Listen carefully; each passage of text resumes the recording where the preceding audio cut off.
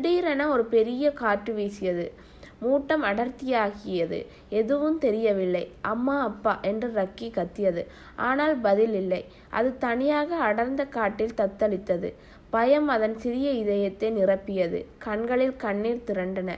நான் எப்படி வீடு திரும்புவேன்? இங்கு பயங்கரமான உயிரினங்கள் இருக்கலாம் என்று அது நடுங்கியது. அப்போது மரக்கிளைகளில் இருந்து ஒரு சிறிய தைரியமான அணில் குதித்தது.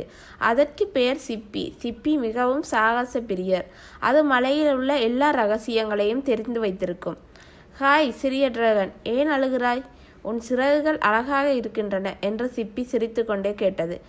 டிராகன் வெட்கப்பட்டு, நான் என் குடும்பத்தை இழந்து விட்டேன், மூட்டத்தில் தொலைந்து போனேன் என்றது. சிப்பி கண்களில் பளிச்சிட்டது.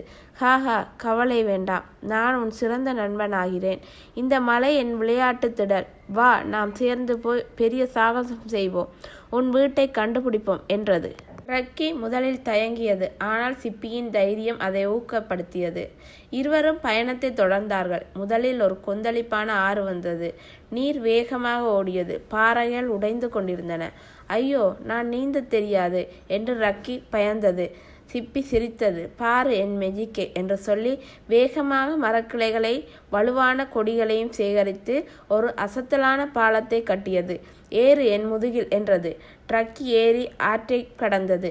நீர் தெரித்தது, அவர்களை நனைத்தது. ஆனால் அது வேடிக்கையாக இருந்தது. பிறகு அடர்ந்த இருண்ட காடு. திடீரென ஒரு பெரிய பயங்கரமான ஓநாய் முன்னோக்கி வந்தது. அதன் கண்கள் சிவந்த எரிமலை போல் இருந்தது. இந்த கதையை முழுவதுமாக கேட்க ரிலேட்டட் வீடியோவிலையும் டிஸ்கிரிப்ஷன்லையும் லிங்க் கொடுத்துருக்கேன், போய் செக் பண்ணி பாருங்கள்.